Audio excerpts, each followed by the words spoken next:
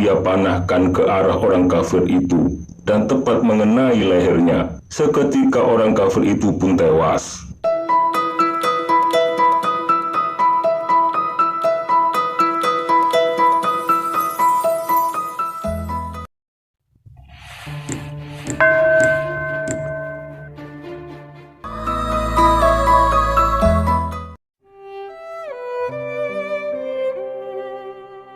Seorang pemuda dari Bani Zuhroh, bahkan rambut pun belum tumbuh di wajahnya, berusia sekitar 17 atau 18 tahun.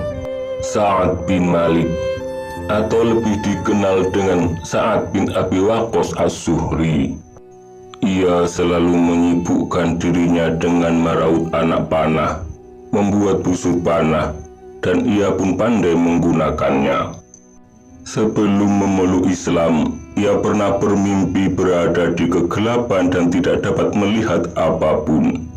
Tiba-tiba bulan memberikan penerangan kepadanya, lalu ia ikuti cahaya itu.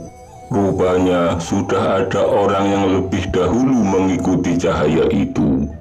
Ia jumpai di sana ada Zaid bin Harithah, Ali bin Abi Thalib, dan Sayyidina Abu Bakar As-Siddiq. Lalu sahabat Sa'ad bertanya, "Kapan kalian sampai di sini?" Mereka pun menjawab, "Baru saja sesaat." Kemudian Sa'ad pun terbangun. Melalui Sayyidina Abu Bakar, ia mendapat kabar bahwa ada seorang utusan Allah yang mengajak kepada agama Islam dengan sembunyi-sembunyi. Lalu ia pun menemuinya pada saat utusan Allah itu melakukan sholat asar di lembah Ajiyad. Di sana ia jumpai Zaid bin Harithah, Ali bin Abi Thalib, dan juga Abu Bakar As-Siddiq, sama persis dengan mimpinya. Kemudian Rasulullah Shallallahu Alaihi Wasallam mengenalkan Islam kepada mereka, membaca ayat suci Al-Quran, serta menjelaskan Islam dan janji kemuliaan yang akan diberikan oleh Allah kepada mereka. Seketika Sa'ad bin Abi Waqqas pun memeluk Islam dan meyakini kebenaran terhadap apa yang dibawa oleh Rasulullah Shallallahu Alaihi Wasallam. Namun setelah kabar keislaman Sa'ad sampai kepada Hamnah binti Sofyan bin Muawiyah, yang tidak lain adalah ibunya, kemudian ibunya pun berkata, "Wahai Sa'ad, agama baru apa yang kau yakini ini? Hendaknya kau tinggalkan saja agama ini. Seandainya engkau tidak mau meninggalkannya, maka aku tidak akan makan dan minum sampai aku mati." Sa'ad pun berkata, "Jangan lakukan, wahai ibuku. Aku tetap tidak akan meninggalkan agamaku." Akan tetapi Hamnah, ibunya Sa'ad, tetap melakukan apa yang ia inginkan, hingga tubuhnya pun menjadi lemah karena tidak makan dan minum selama 1 hari 1 malam. "Demi Allah, wahai ibuku, meskipun engkau memiliki 1000 nyawa, lalu nyawa itu keluar satu persatu, aku tetap tidak akan meninggalkan agamaku sedikit pun." Kemudian ibunya pun makan dan minum setelah mengetahui keteguhan Sa'ad bin Abi Waqqas. Meskipun keadaannya terlalu rumit, namun Sa'ad masih selalu berbakti kepada ibunya, hingga peristiwa ini diabadikan oleh Allah pada surat Al-Luqman ayat 15. Pada permulaan Islam, untuk menjauhi konflik, para sahabat dan Rasulullah melakukan sholat di lembah-lembah dengan sembunyi-sembunyi. Tiba-tiba datang rombongan kafir Quraisy. Mereka mencaci, mencela, mengganggu dan menyerbu rombongan Muslim. Sa'ad pun melihat sekelilingnya, lalu ia dapati tulang rahang unta.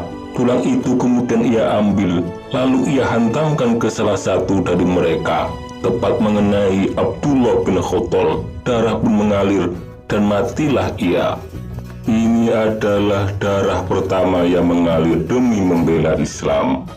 Ketika hijrah ke Madinah, ia pergi bersama adiknya Umair bin Abi Waqqas.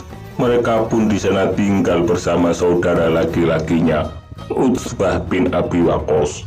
Sahabat Sa'ad bin Abi Waqqas selalu mengikuti pertempuran bersama Rasulullah, dan ia pun selalu patuh terhadap Rasulullah Shallallahu Alaihi Wasallam. Ia pernah memimpin pasukan ke Khoror atas perintah Rasulullah dengan bendera putih yang dibawa oleh Miqdad bin Amru bersama 20 pasukan untuk menghalau rombongan Quraisy agar keluar dari daerah Khoror. Pada perang Badar bersama Sayyidina Ali bin Abi Thalib, Sayyidina Zubair bin Awam, dan rombongan yang lain, Sayyidina Sa'ad bin Abi Waqqas diperintahkan oleh Rasulullah untuk berangkat lebih dahulu ke sumber air Badar.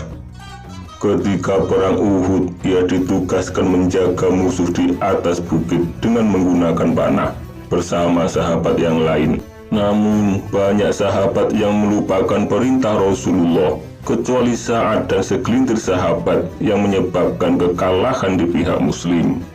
Sekitar 70 sahabat Rasulullah yang wafat, termasuk Sayyidina Hamzah bin Abdul Muthalib. Begitu pula yang terluka cukup banyak, termasuk Rasulullah Shallallahu Alaihi Wasallam.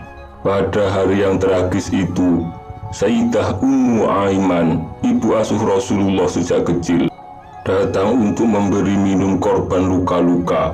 Tiba-tiba seseorang dari kafir Quraisy memanahnya hingga Ummu Aiman terjatuh dan terlihat auratnya. Lalu orang itu menertawakannya.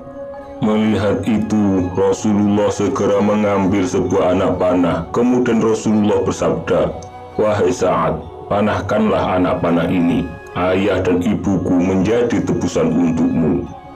Sahabat Sa'ad pun mengambil anak panah dari tangan mulia Rasulullah. Lalu ia panahkan ke arah orang kafir itu dan tepat mengenai lehernya. Seketika orang kafir itu pun tewas. Menyaksikan itu, Rasulullah pun tertawa dan bersabda, "Sa'ad telah melakukan pembalasan untuk Ummu Aiman." Pada perang Qadisiyah, Sayyidina Umar mempercayakan sahabat Sa'ad untuk memimpin pasukan. Ia adalah pejuang yang memiliki cakar-cakar seperti singa. Ia adalah pemilik panah yang diberkahi. Ia adalah pemanah pertama di jalan Allah. Ia adalah seseorang yang telah mendapat doa dari Rasulullah. Ya Allah, tepatkanlah lemparannya dan kabulkanlah doanya.